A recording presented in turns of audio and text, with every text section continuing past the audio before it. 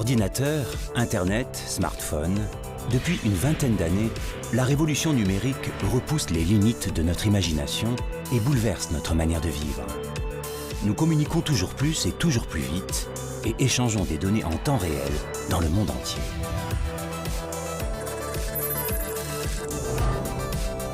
Mais aujourd'hui, une nouvelle rupture technologique est en marche. Après les hommes et les ordinateurs, c'est au tour des objets d'être connectés.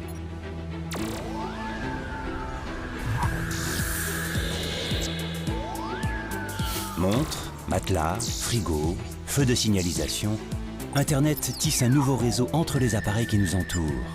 Leur promesse, nous aider à mieux nous soigner, à mieux consommer ou encore à mieux nous déplacer.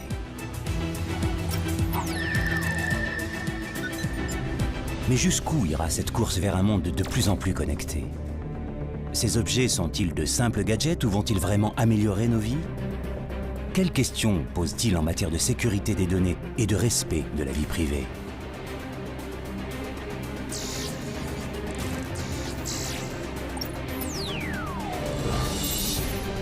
Bienvenue dans un monde où des milliers d'outils intelligents envahissent peu à peu nos villes et nos maisons.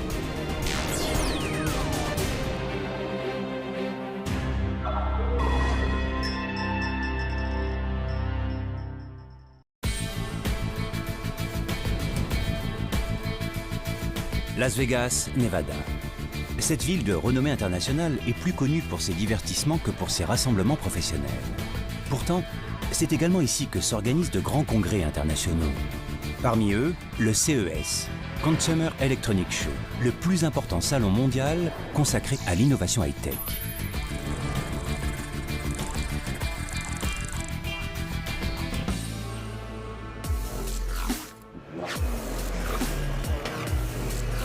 Ici, plus de 3000 exposants sont répartis sur un espace gigantesque et accueillent 170 000 visiteurs du monde entier.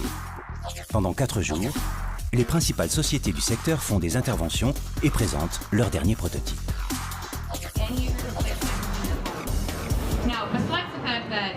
Dorénavant, mon salon sera mieux rangé, sans câble apparent, et encore mieux, je n'aurai plus besoin d'autres boîtiers pour partager mes sources.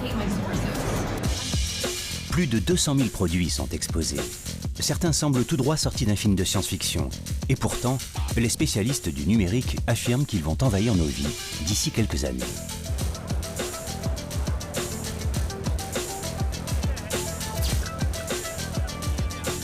Jérôme Colombin est journaliste spécialisé dans les nouvelles technologies pour une grande radio française. Il analyse chaque jour les dernières innovations. Selon lui, certains de ces produits s'apprêtent à bouleverser notre manière de vivre. Leur nom, les objets connectés. Incontestablement, le marché des objets connectés, c'est le nouvel Eldorado du numérique. Il y a eu l'ère de l'ordinateur, il y a eu l'ère de l'Internet et du réseau, et l'objet connecté, c'est la nouvelle brique qui vient s'insérer dans cet écosystème. Après la révolution d'Internet, certains ingénieurs ont voulu aller plus loin en connectant au réseau non plus des ordinateurs, mais des objets du quotidien. Grâce à cette application, vous pouvez ajuster la température de votre frigo. Ces nouveaux objets connectés ont fait leur apparition au début des années 2000. Parmi eux, la lampe Dahl ou encore le lapin baptisé Nabastag. Des objets insolites capables de donner la météo, la bourse ou encore de signaler l'arrivée de nouveaux mails. Ces accessoires vendus à plusieurs dizaines de milliers d'exemplaires sont les premiers témoins du succès de cette technologie naissante.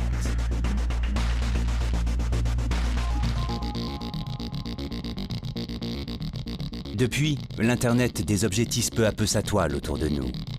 De la température de la maison à notre fréquence cardiaque, ces accessoires proposent de mesurer de nombreux paramètres de notre vie quotidienne. Via une connexion sans fil, ils envoient les informations sur le mobile ou la tablette de l'utilisateur qui, à son tour, peut piloter les instruments à distance. Aujourd'hui, il existe dans le monde près de 15 milliards d'objets connectés. Et selon les experts, ils seront près de 80 milliards d'ici 2020. Alors les grandes tendances en matière d'objets connectés, indéniablement, c'est surtout tout ce qui touche à la santé. Ça va du simple bracelet tracker d'activité qui va mesurer l'activité physique que je fais dans une journée, jusqu'au pèse-personne connecté, c'est lié à la santé, le tensiomètre connecté. Je crois que la santé connectée est véritablement l'avenir de la médecine et on risque d'être surpris. Selon l'Organisation mondiale de la santé, les maladies chroniques comme le diabète, l'hypertension et l'obésité sont de loin les premières causes de mortalité dans le monde, avec plus de 36 millions de décès annuels. Face à cet enjeu de santé publique, les sociétés leaders privilégient la création d'accessoires à destination des patients atteints de ce type d'affection. Cette année, le salon a d'ailleurs attribué le prix de la meilleure innovation à un glucomètre connecté. À peine plus gros qu'une pièce de monnaie, l'appareil indique aux diabétiques l'évolution de leur glycémie via leur smartphone. Cet appareil dernière génération a été mis au point par le leader mondial de la santé connectée. Uwe Digel est le cofondateur de cette société. Considéré comme le Steve Jobs de la e-santé, cet entrepreneur partage son temps entre la Silicon Valley et la France.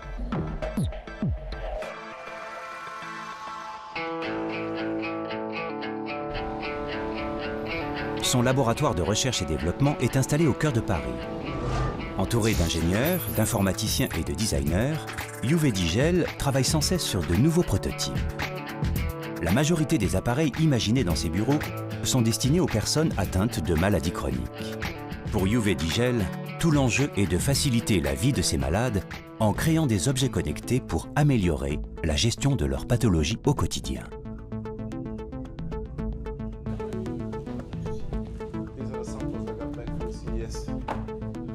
Le fait d'utiliser un smartphone rend soudain tellement plus facile l'interprétation, ce qui fait que n'importe qui peut avoir accès et peut comprendre ces données médicales. Donc, c'est vraiment en train de créer une révolution. Le patient lui-même devient un acteur de la santé publique. Aussitôt que vous comprenez quelque chose, vous pouvez le gérer. C'est ce que font les objets connectés dédiés à la santé. Ils vous permettent de comprendre vos données. Pour faciliter l'utilisation et l'interprétation des données, l'équipe porte une attention particulière au design. Loin d'être un détail, la forme et la couleur ont un impact très important sur les utilisateurs. Si l'utilisateur a une meilleure expérience de l'objet, s'il aime l'utiliser, il l'utilisera plus souvent et plus longtemps. Ça devient spécialement important dans la gestion des maladies chroniques. Parce que si vous avez une maladie chronique, vous êtes défini par votre style de vie. Si je vous apporte une solution qui ne vous donne pas envie d'être malade, mais qui rend plus facile la gestion de votre maladie, eh bien ça passe par le fait d'aimer le produit que vous utilisez. C'est pourquoi le design devient extrêmement important. Mais le design n'est pas la seule priorité des ingénieurs. Alors que près de 80% des décès dus aux maladies chroniques se produisent dans des pays à faible revenu, la question du coût est également centrale. Simplification des appareils, choix de matériaux moins onéreux, chaque paramètre est pensé dans le moindre détail pour minimiser les prix de vente, tout en réservant une marge confortable aux fabricants.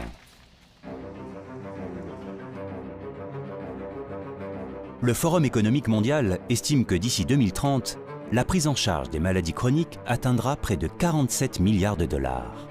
Une somme colossale pour les États et une opportunité en or pour les fabricants. La démocratisation de leurs outils pourrait en effet réduire considérablement la facture et leur assurer le soutien des autorités de santé. Comme la plupart des sociétés qui commercialisent des objets connectés, Uwe Digel a choisi d'implanter ses usines de fabrication en Chine.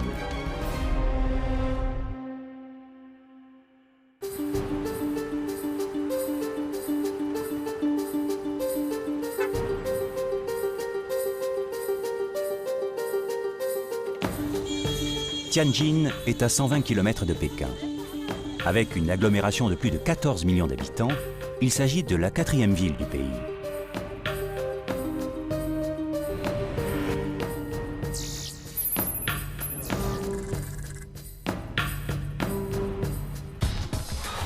Ici, 2300 employés et 400 ingénieurs sont répartis dans les 2 usines iEarls et produisent chaque année plusieurs millions de glucomètres, tensiomètres et autres objets qui inondent le monde entier. Selon les estimations, plus de 18 millions d'objets connectés liés au bien-être et à la santé seront commercialisés d'ici 2017. L'arrivée de ces nouveaux outils peut questionner quant à la nature même de la médecine. Ces appareils pourraient-ils un jour se substituer aux consultations médicales? La santé connectée n'a jamais été et ne sera jamais là pour remplacer un médecin. C'est un agent essentiel pour le suivi médical. Il est là pour interpréter les résultats. L'objet connecté est là pour aider le patient à mieux comprendre les interprétations du médecin. On aura toujours besoin de l'intelligence humaine, de la relation avec le patient et de l'interprétation d'un homme. Aucun bout de plastique ne pourra jamais remplacer ça.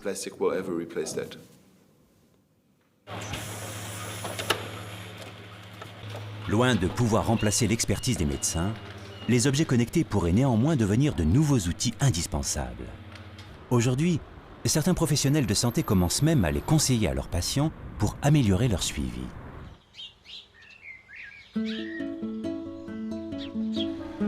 C'est le cas du Dr Quay. Ce médecin généraliste est un précurseur de la santé connectée. Installé en zone rurale, il est régulièrement en déplacement pour soigner ses patients. Il utilise les objets connectés depuis seulement quelques mois et ils ont déjà transformé sa façon de pratiquer la médecine.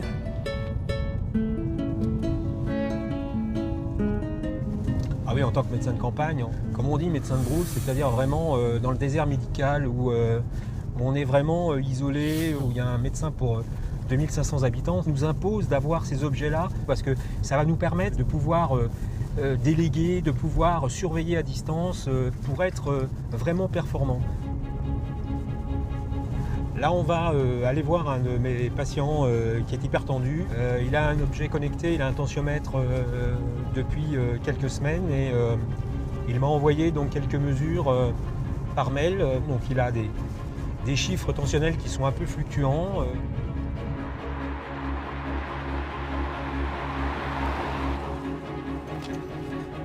Monsieur Charlot, bonjour. Bonjour. Oui, allez-y rentrer. Patrick n'est âgé que de 43 ans et souffre déjà d'hypertension. Il fait partie des premiers de sa commune à avoir investi dans un tensiomètre connecté. C'est un objet qui est quand même assez sympa à utiliser, qui est facile d'utilisation, ce qui fait que je peux faire ça 2 fois ou 3 fois dans la journée. Et puis surtout, il n'y a pas le côté fastidieux à reporter les données, puisque tout est intégré dans le logiciel que je transmets au médecin. Et éventuellement, en ce qui me concerne, moi qui suis quand même souvent pas mal pris, ça va me permettre d'espacer les visites. On va voir un petit peu par rapport au cardiologue, si on a à peu près les mêmes choses. Avec cette application, le patient se place au cœur du dispositif de soins et peut suivre l'efficacité de son traitement de manière plus autonome.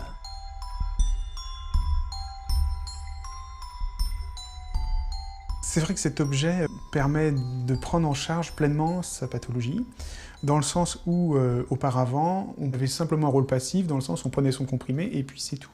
Là maintenant, c'est vrai que d'une part, je vois l'évolution de mon hypertension de tous les jours, et puis ça me motive aussi à appliquer, en plus du traitement médicamenteux, toutes les règles hygiéno-diététiques pour faire baisser mon hypertension. Aujourd'hui, les praticiens sont très peu nombreux à utiliser ces objets régulièrement. Pourtant, dans tous les pays industrialisés, la grande majorité des professionnels de santé voient en eux le moyen de faire évoluer la pratique de leur métier.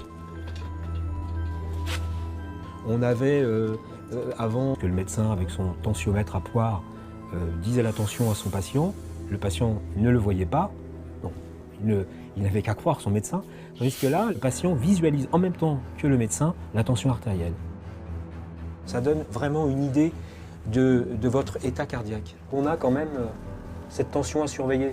Et puis à ce moment-là, on recontrôle. Du simple gadget aux capteurs les plus sophistiqués, les objets connectés vont sans nul doute envahir les hôpitaux et les cabinets médicaux. Médecins et patients devront bien sûr se former à leur utilisation et leurs bénéfices à long terme devront être évalués par des études scientifiques. Mais pour le Dr Quay, les perspectives offertes semblent presque illimitées. Bon, à plus tard.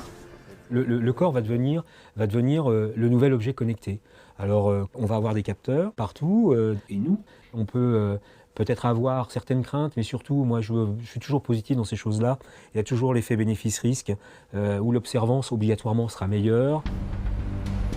Au-delà de ces promesses, l'arrivée de ces nouveaux accessoires peut nous interroger sur cette tendance à vouloir tout mesurer. Chacun de nous pourrait en effet devenir un malade potentiel. avant même de développer des symptômes, nous pourrions être tentés de surveiller en permanence la moindre de nos variations physiologiques.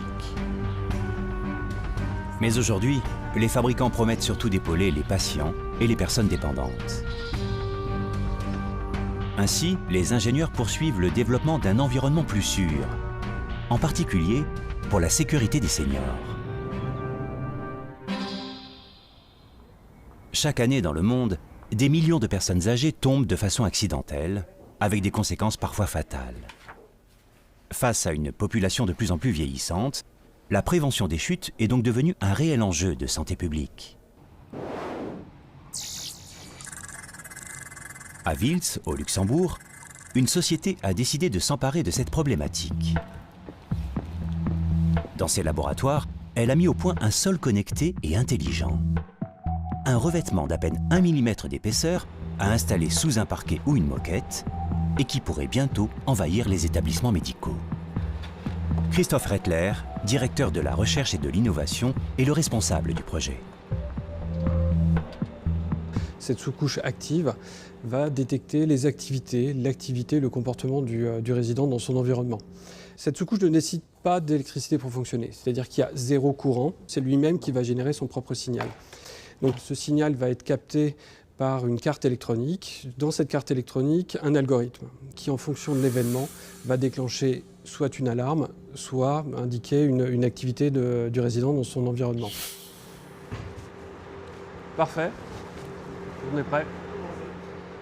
Aujourd'hui, en phase de test, le dernier prototype fait l'objet d'une simulation. Tu rentres, le résident rentre dans sa chambre. D'accord. À chaque pression exercée à sa surface, le parquet connecté analyse la situation. Parfait. Le vert indique des déplacements dans la chambre et l'entrée. Donc il va décider d'aller à la salle de bain pour aller se laver les mains. Le bleu clair indique la salle de bain. Et une fois le résident installé dans une pièce, la couleur bleu foncé est affichée. En revanche, si la personne âgée tombe au sol, l'alerte rouge s'inscrit immédiatement. Donc il va se relever peut-être un peu vite, et là il va chuter.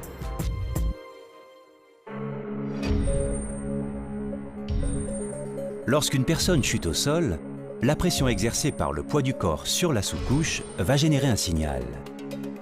En fonction de la violence de l'impact au sol, le logiciel analyse s'il y a danger ou non. Si c'est une chute, le signal est relayé par ondes radio au récepteur et l'alerte est aussitôt transmise au personnel via une application.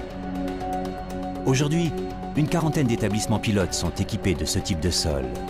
Au-delà de la prévention des accidents, les personnels de santé y voient également un outil d'aide au diagnostic précoce. Je vous donne un exemple que l'on a sur une de nos pauses. Un résident s'est levé 7-8 fois la nuit et passé à la salle de bain à chaque fois. Il n'est pas venu se plaindre, il n'a appelé personne. Par contre, le cadre de santé, le matin en arrivant, en regardant les données de nuit de ce patient, on s'est rendu compte qu'un patient qui n'est pas habitué à se lever autant de fois la nuit, potentiellement il y a eu un problème.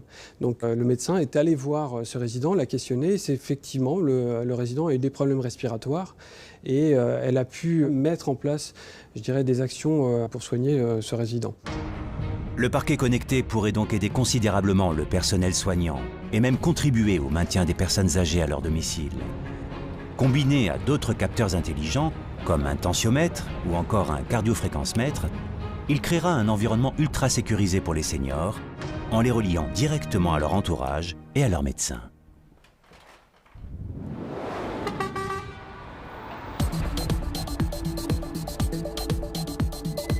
Mais ces innovations qui s'invitent à la maison ne concernent pas uniquement le bien-être de nos aînés.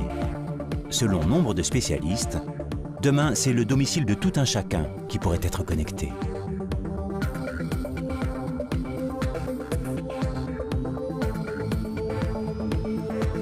Depuis quelques années, les fournisseurs d'accès à Internet proposent ainsi des box domotiques, des boîtiers multifonctions reliés à des capteurs disposés dans toute la maison et capables de détecter tout événement inhabituel, de créer des scénarios automatisés ou encore de piloter la maison à distance.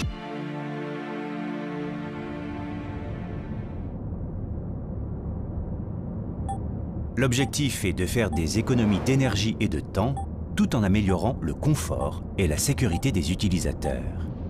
Et en matière de domotique, l'imagination des fabricants semble presque sans limite.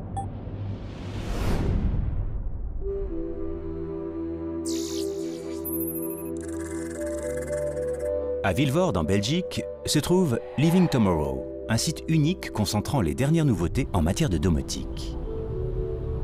Il reçoit des quatre coins de la planète les prototypes des sociétés internationales les plus en pointe. Plus de 20 objets connectés sont ainsi disposés dans cette maison du futur.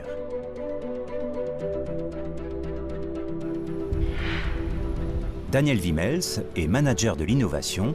Il guide les visiteurs dans ce labyrinthe high-tech. Living Tomorrow est une plateforme indépendante où un certain nombre de sociétés qui sont des sociétés innovatives vont se rencontrer. Seconde chose, c'est que nous essayons de montrer au public comment celui-ci va vivre dans les 5 à 10 ans qui vont suivre. Dans cette maison, tout ou presque est connecté. Machine à laver, thermostat, radiateur et même les plaques de cuisson sont reliées par Wi-Fi ou Bluetooth à des applications mobiles et peuvent être pilotées à distance par écran interposé.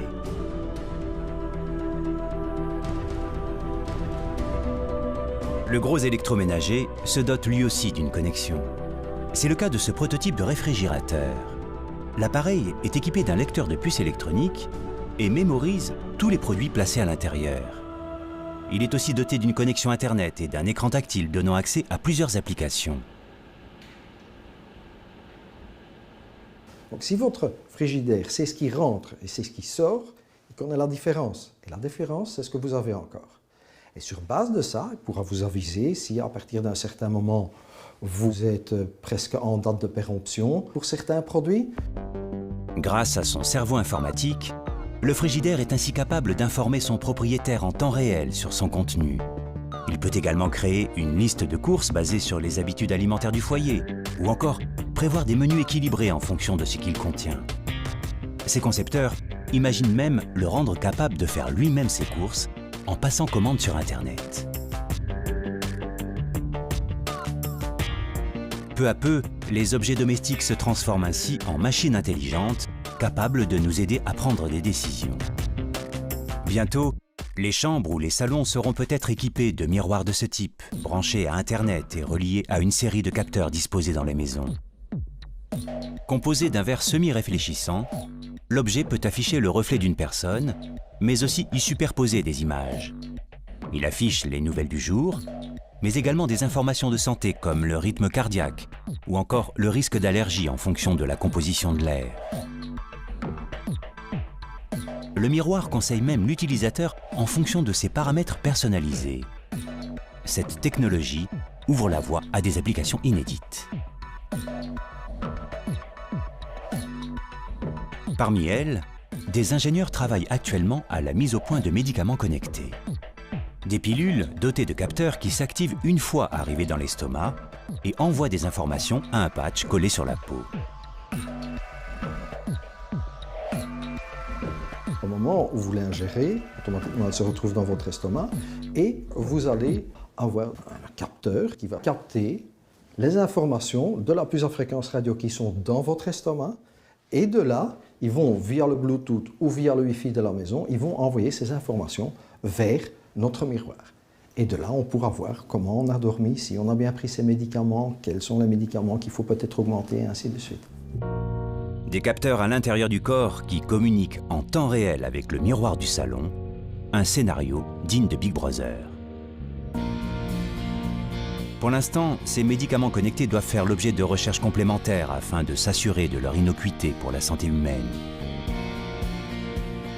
Mais le procédé au cœur de ces pilules est déjà au point et se base sur un système bien connu, la RFID pour identification par radiofréquence. Cette technologie développée il y a des décennies et longtemps réservée à des usages militaires a peu à peu envahi notre quotidien. On la retrouve par exemple dans les cartes de transport, les cartes bancaires ou les badges d'accès à des bâtiments sécurisés.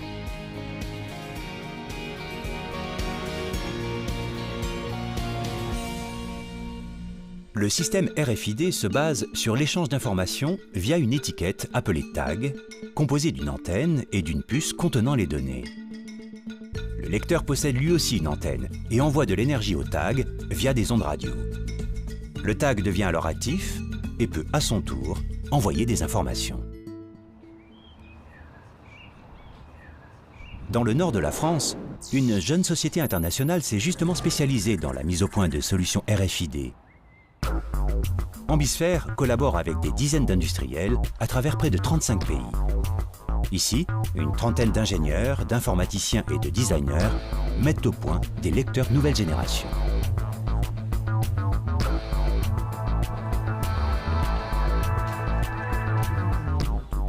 Charles Delachaise est chef de produit monde. Il travaille en collaboration avec des équipes situées en Asie. Aujourd'hui, on a des équipes qui sont en Chine, au Vietnam et en Inde. Par exemple, en Chine, on va équiper des clients dans leurs entrepôts pour leur permettre de faire du contrôle des quantités et de la qualité directement à l'entrée de l'entrepôt grâce à la RFID. Au Vietnam, par exemple, on équipe des magasins qui sont capables de faire l'inventaire, l'encaissement et l'antivol avec, là aussi, de la RFID. Chaque jour, les ingénieurs reçoivent ainsi des échantillons en provenance des 4 coins de la planète.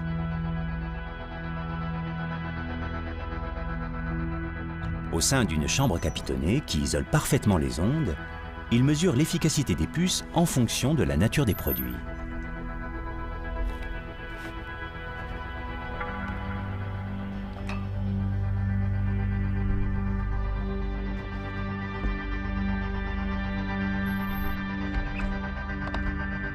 Plastique, bois ou encore verre, chacun de ces supports est testé un par un.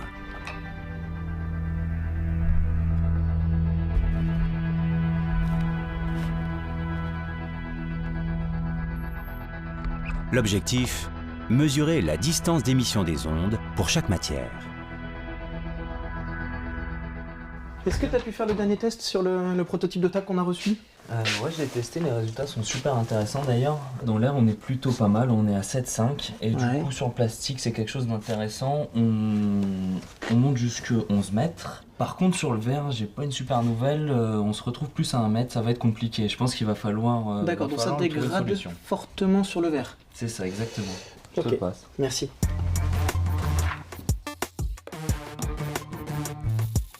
Énergie, secteur automobile et aéronautique. Aujourd'hui, de plus en plus d'industriels ont recours à ce procédé de suivi de leurs produits. Et plus récemment, des enseignes de la grande distribution ont aussi choisi de l'intégrer au sein même de leur point de vente.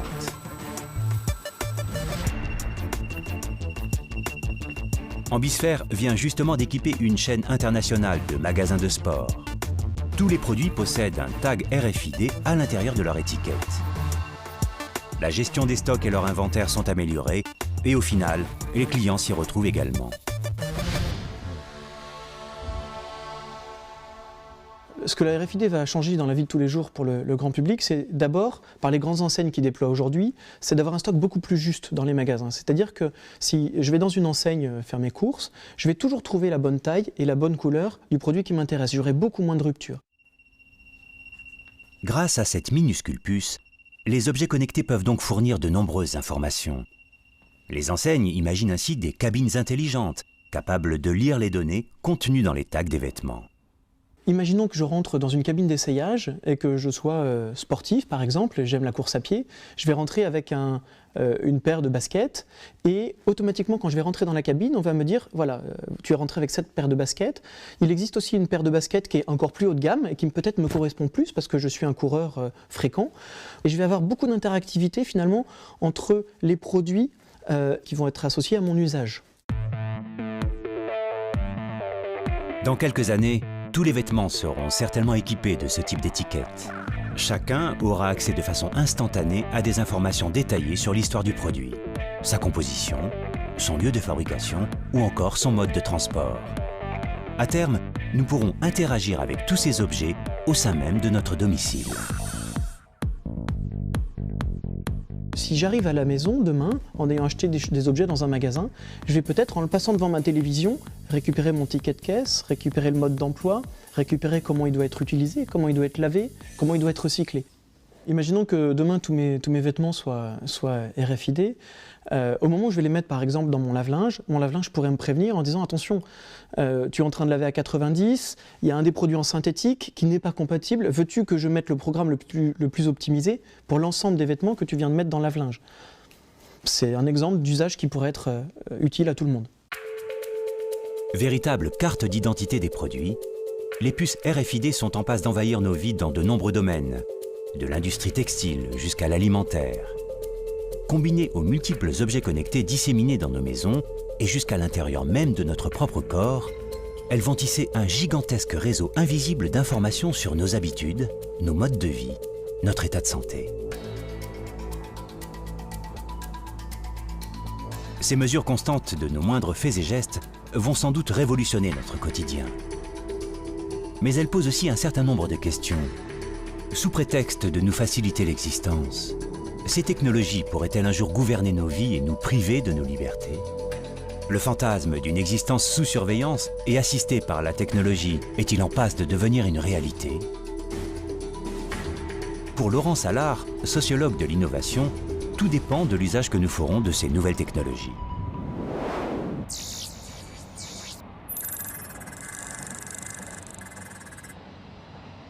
Il y a un type de récit où on nous promet de fait un monde plutôt effrayant, où l'humain sera dominé par ces machines communicantes. Ça reste du discours, ça reste un récit nourri d'imaginaire de science-fiction et qui ne correspond pas forcément aux usages que l'on en fera. Et il faut veiller à ce que ces objets connectés ne nous rendent pas moins autonomes, mais qu'on profite des opportunités de leur puissance de calcul, de leur pouvoir d'information et de meilleure connaissance de notre environnement, de nos consommations, pour mieux agir. Il s'agit de s'en servir à bon escient. Voilà. La plupart des spécialistes voient ainsi dans les objets connectés un moyen de nous libérer des contraintes du quotidien afin de nous concentrer sur l'essentiel. Au-delà de l'automesure et de la sphère privée, ces outils pourraient d'ailleurs avoir des usages collectifs et améliorer le vivre ensemble, en particulier dans les villes. Selon l'ONU, 2 personnes sur 3 vivront en ville à l'horizon 2030, soit 5 milliards de citadins dans le monde entier. En parallèle, les agglomérations devraient tripler de volume. Face à ce phénomène d'urbanisation de masse, les objets connectés se retrouvent au cœur d'un nouvel Eldorado, celui des Smart Cities.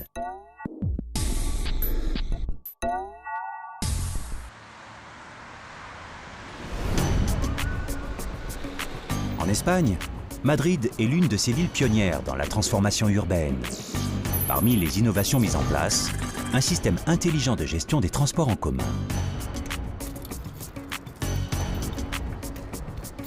Ici, les lignes de tramway sont toutes équipées d'un dispositif complexe. Cet outil donne automatiquement la priorité de passage au train par rapport aux voitures. Les temps de parcours sont ainsi très peu impactés par d'éventuels embouteillages.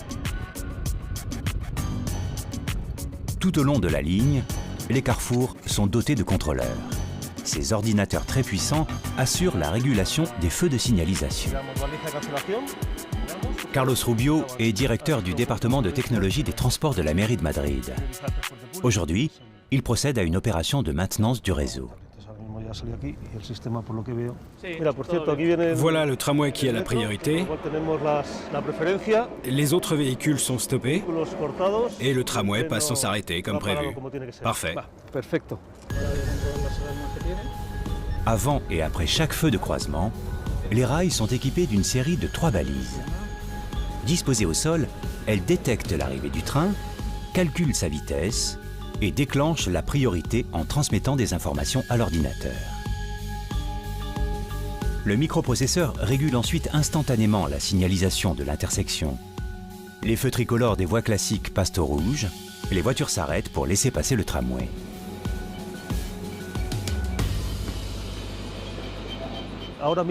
Aujourd'hui, on peut dire que le tramway passe dans 99,99% des cas. Quand il doit s'arrêter, c'est parce qu'il y a un incident ou un problème, mais qui n'est pas imputable au système de régulation. Ça ne veut pas dire qu'il n'est pas en lien avec le reste de la ville.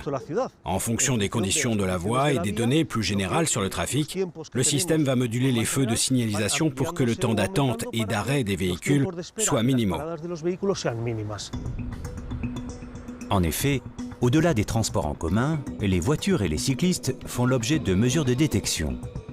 Tous les modes de déplacement sont connectés via des capteurs, puis intégrés à ce système global de régulation du trafic.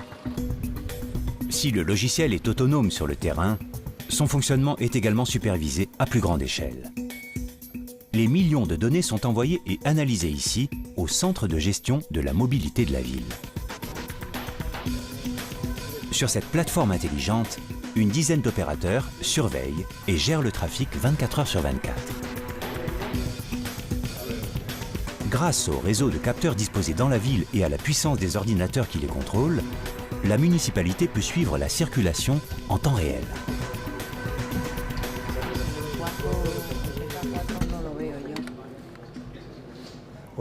Aujourd'hui, on a une ville connectée, dans laquelle on reçoit les données des capteurs de trafic, mais également d'autres types d'informations provenant des services d'urgence, des pompiers ou de la municipalité.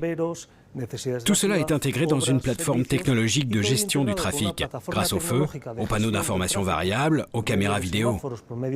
Et cela nous permet de réaliser ce travail qui se rapproche plus d'un travail de gestion que de contrôle. Au-delà des voitures et des transports en commun, la ville a également choisi de valoriser le moyen de transport le plus écologique, la marche. Les piétons font ainsi partie intégrante de ce système de régulation. Un des acteurs les plus importants de la mobilité, c'est le citoyen en tant que piéton. Pour cela, la mise en place de capteurs se développe et conduit à la création de nouvelles procédures, jusqu'à détecter leur présence, afin d'ajuster les horaires à proximité des zones scolaires, des maisons de retraite, des centres commerciaux. Les véhicules ne sont plus exclusivement au centre de la régulation et de la coordination des feux. Les piétons ont une influence majeure. La majorité des outils de détection et des logiciels utilisés à Madrid a été mise en place par un des leaders mondiaux de la gestion de la mobilité au sein des villes intelligentes. José Carlos Rivera Martinez est le responsable technique de Schneider Electric. Il a supervisé les opérations d'équipement. Il existe aujourd'hui dans le monde quelques villes qui possèdent ce type de système d'information centralisé. En Amérique, on les nomme BRT pour Bus Rapid Transit. Ce sont les équivalents des tramways. Ce qui est certain, c'est que dans beaucoup de cas, les villes sont équipées de deux systèmes séparés, qui n'interagissent pas entre eux. C'est-à-dire qu'il existe d'une part la gestion du transport public et de l'autre la gestion des feux. Aujourd'hui, je crois qu'il n'y a que 8 à 10 villes dans le monde équipées avec ce type de système.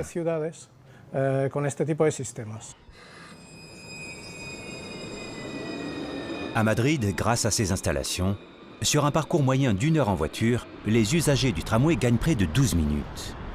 Une économie de temps pour les citoyens, accompagnée d'une réduction de la pollution atmosphérique et sonore. Au-delà de l'amélioration de la mobilité des citadins, ce système unique de gestion permet également aux opérateurs de réduire leur temps d'action lorsqu'un incident survient. Car si les systèmes sont conçus pour être autonomes, un agent peut aussi intervenir directement en cas de besoin. Il a toujours la possibilité de reprendre le contrôle à n'importe quel moment pour n'importe quelle raison inattendue. Dans le cas d'un accident, d'un bouchon, l'opérateur peut modifier le temps des feux de manière à éviter que les transports publics entrent en conflit avec le trafic routier. Mais surtout pour faciliter l'intervention d'autres groupes, de la municipalité, ou même de la police, des pompiers ou des ambulances, qui, dans certains cas d'urgence, auront besoin d'un accès rapide au lieu, pour vraiment évaluer la situation le plus rapidement possible et résoudre l'incident. Aujourd'hui, en améliorant la fluidité du trafic, les villes redessinent la mobilité des habitants. Ces systèmes de gestion les incitent à utiliser les transports publics. En étant connectés, les villes deviennent ainsi plus intelligentes et également plus vertes. Cependant, ces mégalopoles du futur ne peuvent fonctionner sans une participation active des citoyens. Ces derniers doivent être inclus au cœur de la mise en place des services connectés. En quelques années, la ville de Barcelone est devenue un laboratoire d'expérimentation grandeur nature sur cette thématique. Au sud de la capitale catalane, un quartier fait l'objet d'une expérience pilote. Ici, des milliers de capteurs ont été installés sur le mobilier urbain et dans les transports en commun.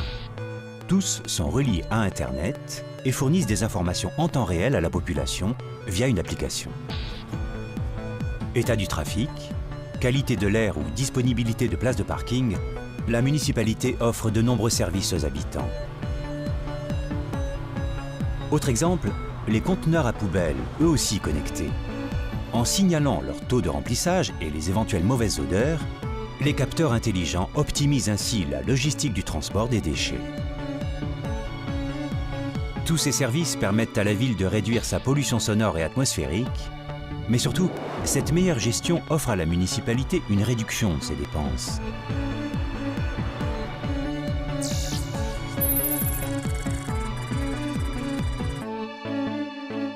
Maria Galindo est la coordinatrice du département de l'habitat urbain de la mairie de Barcelone. Pour elle, l'innovation technologique est un puissant levier de croissance économique et contribue aussi à l'amélioration de la qualité de vie des citoyens.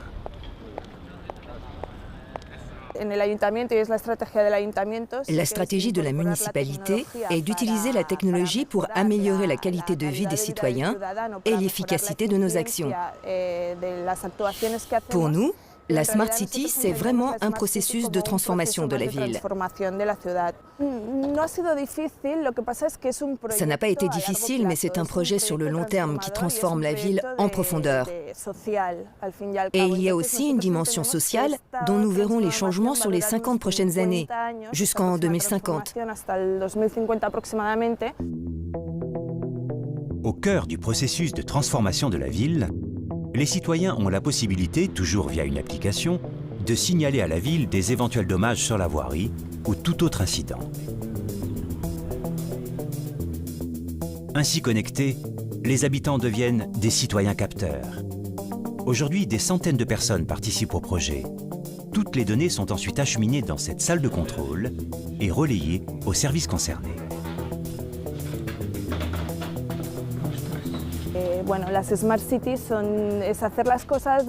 L'objectif de la Smart City, c'est d'être plus efficace, de placer le citoyen au cœur de la prise de décision.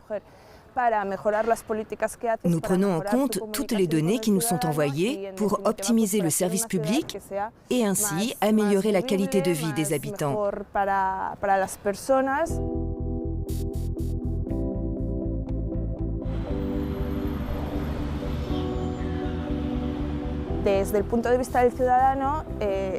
Du point de vue du citoyen, nous sommes en train d'évaluer quel est l'impact économique et social de toutes ces initiatives que nous développons à Barcelone Smart City. Mais ce que nous pouvons déjà constater depuis quelques années, c'est que les citoyens se sentent plus en sécurité grâce à ces nouveaux services.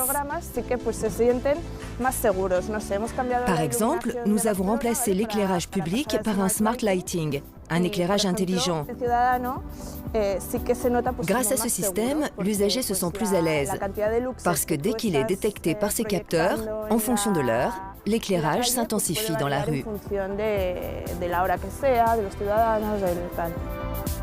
De la gestion de l'énergie au réseau électrique, en passant par celle de l'eau et de la mobilité, tous les secteurs de la vie quotidienne sont désormais susceptibles d'être connectés. Autant de mesures qui devraient permettre de réduire à terme plus de 15% des émissions de CO2. Mais pour les mégalopoles, la transition va être longue et complexe afin de pouvoir connecter tous les services entre eux. Architectes, ingénieurs et urbanistes devront adapter les infrastructures existantes pour faire de ces agglomérations des smart cities entièrement connectées.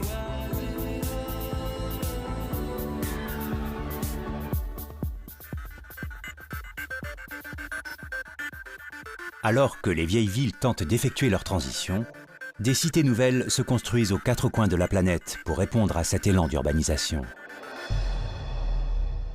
En Corée du Sud, Songdo est le prototype de ces nouveaux projets urbains qui sortent de terre en quelques années. Construit à partir de 2003, ce laboratoire de la vie ultra connectée pourrait préfigurer le visage des villes de demain.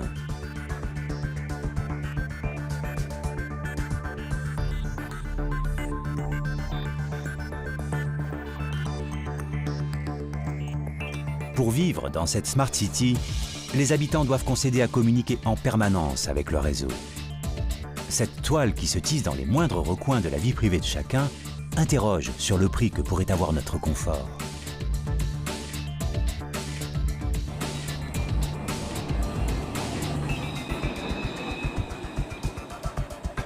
Ces innovations ne nous rendront pas moins libres si on en fait un bon usage, c'est-à-dire que si on en fait un usage pour notre connaissance du monde, ça peut être évidemment plutôt émancipateur parce que mieux connaître notre environnement, l'air que l'on respire, notre consommation d'énergie, ça permet d'agir de façon plus responsable parce qu'on ne peut plus ne plus savoir et donc on ne peut plus dire on ne sait pas. Là on sait et donc il faut agir en conséquence. Donc ça ne nous rend pas moins libres, au contraire, ça nous rend plus libres de mieux agir si on en fait un bon usage, si on maîtrise l'usage des données notamment qui sont issus de ces objets connectés. Si nos libertés ne semblent pas a priori menacées, l'ultraconnexion génère tout de même un nombre colossal de données. Des informations qui concernent notre travail, nos habitudes, nos loisirs. Cet ensemble de contenus numériques a donné naissance au big data ou mégadonnées. D'ici 2020, le volume déjà gigantesque des données mondiales va être multiplié par 35. Dès lors se posent des questions relatives à leur sécurité. Parfois, les pirates informatiques vont beaucoup plus loin. Aux États-Unis, en décembre dernier, c'est la 3e chaîne de supermarchés du pays qui a été prise pour cible. Les données de plus de 100 millions de personnes, un Américain sur 3, avaient été dérobées. Banques, chaînes de magasins, opérateurs téléphoniques. Régulièrement, de grandes entreprises font l'objet de piratage informatique. Alors que penser des informations personnelles de chacun? Elles sont stockées dans des milliers de data centers à travers le monde. Ces sites ultra sensibles font l'objet de mesures de sécurité drastiques. Malgré toutes ces précautions, le risque zéro n'existe pas et chaque année, des millions d'attaques et de vols de données sont recensés sur la planète. Au-delà du risque de piratage, les entreprises à qui les utilisateurs confient leurs renseignements personnels sont parfois elles-mêmes à l'origine de la fuite de données.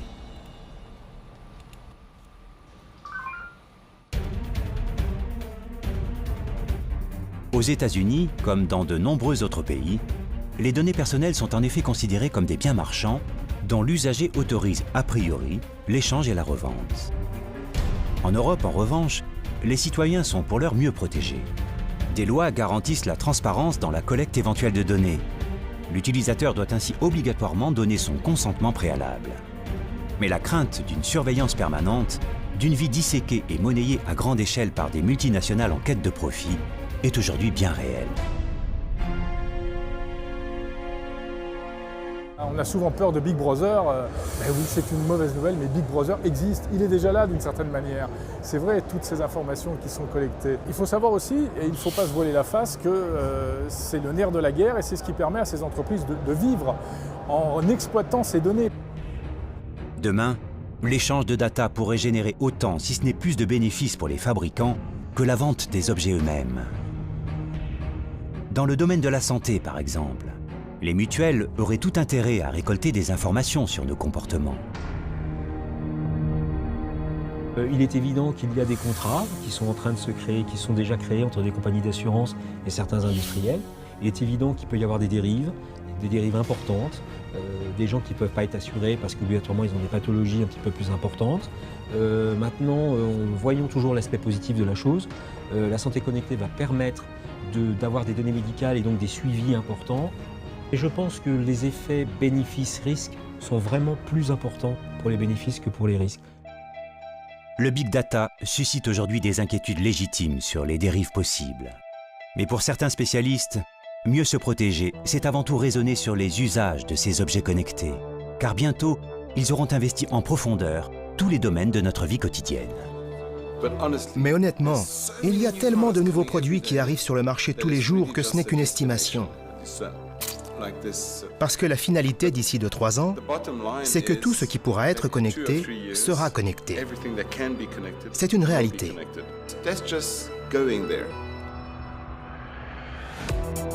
Je pense qu'il faut qu'on apprenne à utiliser ces objets, qu'il faut qu'on se sente responsable de nos données personnelles.